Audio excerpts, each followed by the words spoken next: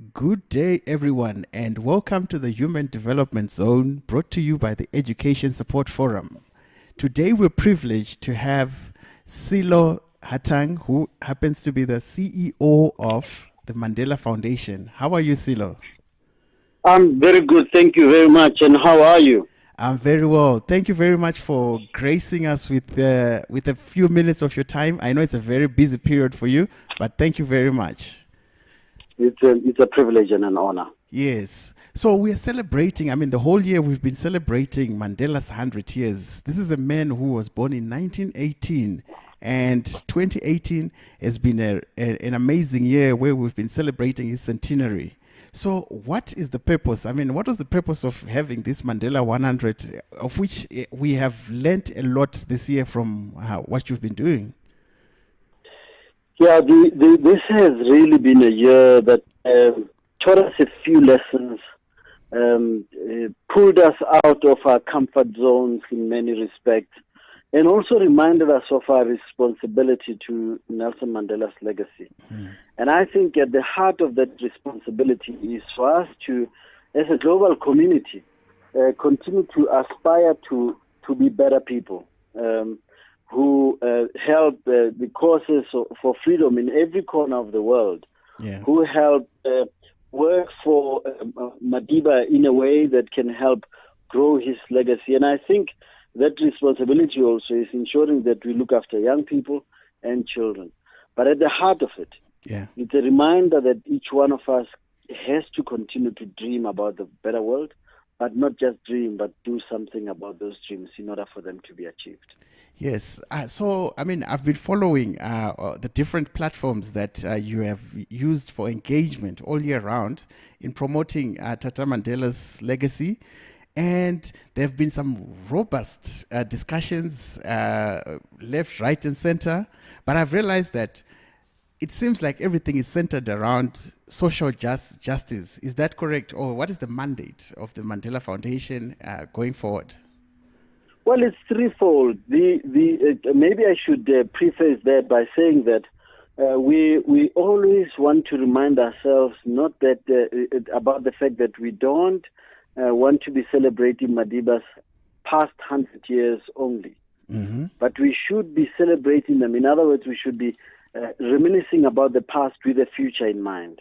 So we should be celebrating the past 100 years, thinking, how is a child who's going to be born in the next 100 years going to feel and think about Madiba if we did not deliver freedom, if we did not deliver democracy, and if we didn't give them peace? And I think the mandate of the Nelson Mandela Foundation is threefold. One is we're looking at human rights. Yes. We're looking at democracy. Yeah.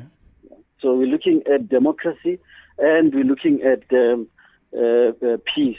And I think all three are important for us to ensure that we respond responsibly about Madiba's legacy. You cannot, we always have to ensure that as we grow the legacy, we then carry that responsibility of ensuring that it also carried around the world. At the moment, we have programs that touch lives beyond South Africa. You have people in Italy, people in Portugal, people in Palestine, in every corner of the world who are observing Madiba's legacy and trying to see how they can grow it. And I think each one of us carries that responsibility to ensure that we grow it. Yes. So tell me, in terms of, because you find that people generally have prejudices, and it's contextual, So is it possible to actually have universal truths, universal values, so that we can build a values-based society such that we can live in unison and peace? Is it possible? It is possible. And I think we need to be very honest with ourselves that all these things can be achieved. We just have to have the will to do the right thing and ensure that we then carry that responsibility for growing it. Look at how we have been dealing with the responsibility of values across the world. We carried about 6 or 7 values, which we said we need to be sharing with the world, including human solidarity.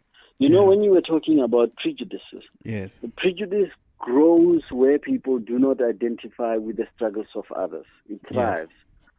Because you think of me as subhuman, therefore you do not owe me anything in terms of being gentle with my struggles, having sympathy, and ensuring that we can all grow together. If you look at the issues that are currently really bugging South Africa, including issues of land, early childhood development, and our education system. They can only be fixed if those who have continue to also put in their hand to those who have not, for them to also thrive. So these are universal values, and here in South Africa, we have this concept that is actually more universal than we realize, which is Ubuntu.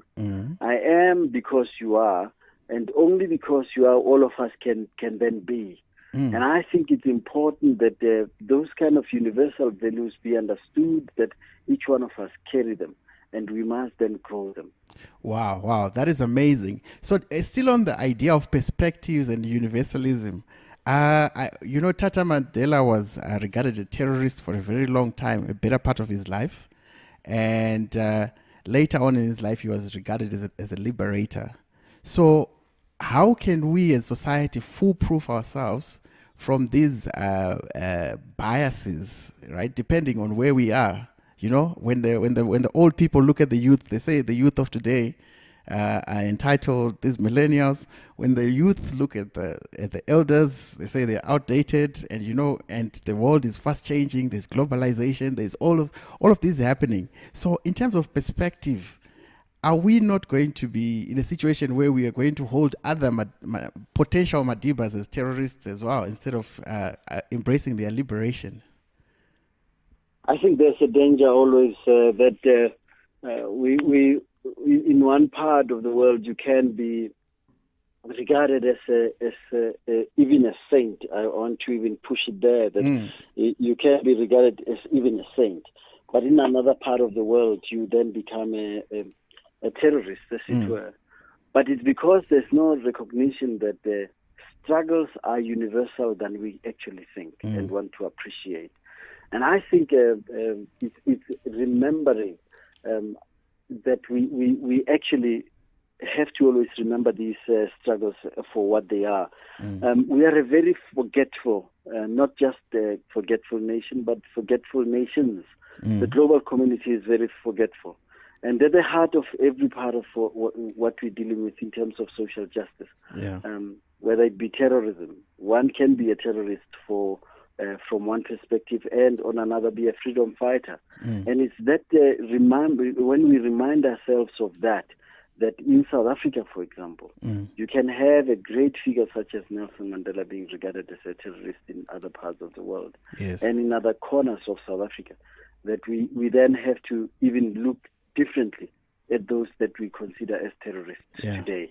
Tomorrow, they might be regarded as people who actually opened our eyes to other struggles. I think I'm reminded of a child who got a bullet through his head in Palestine.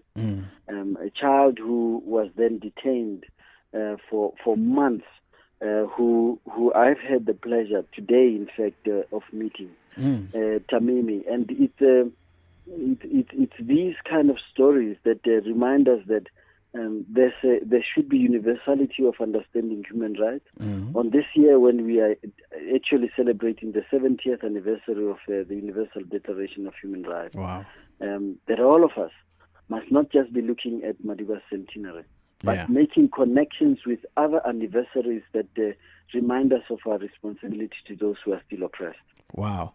No, and I've been doing a bit of research on you, and I saw that you are a man of archives.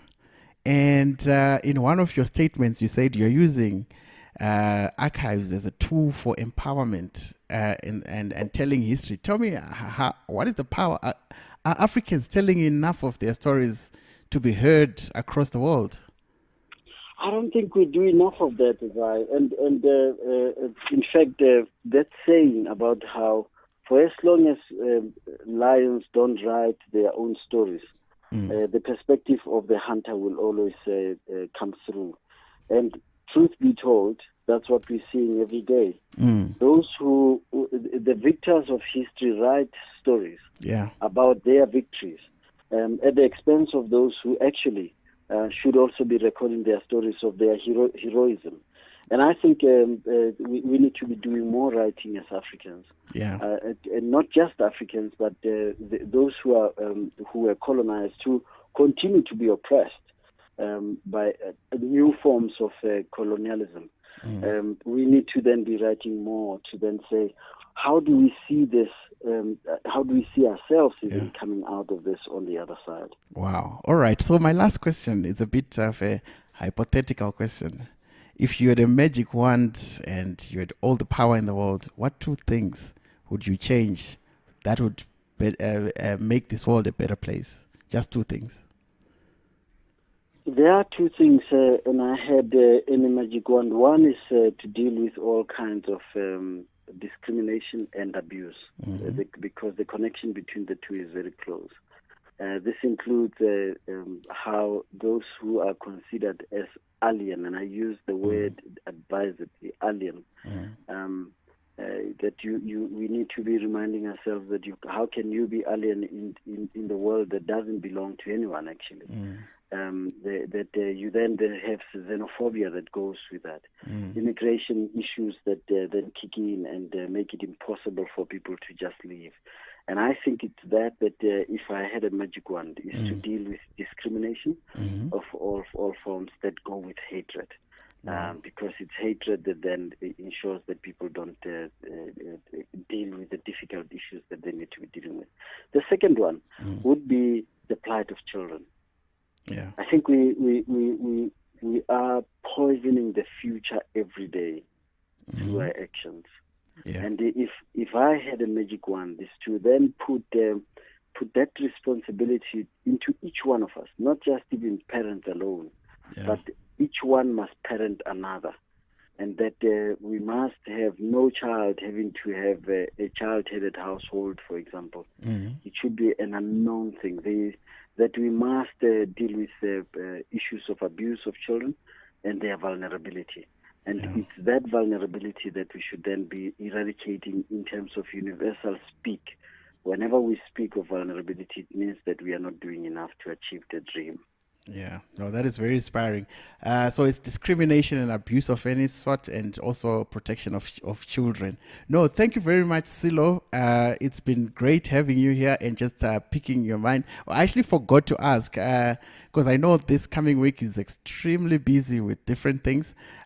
Do you have any events in store where people can follow, and where can they follow? Do you have any information around that? Yes, I have handles. With the Nelson Mandela Foundation, they can follow Nelson Mandela at Nelson Mandela for Twitter, at Nelson Mandela Foundation for Facebook, and for myself it would be at Sello Hatang and Sello.Hatang for Instagram, and for Facebook is Sello Hatang.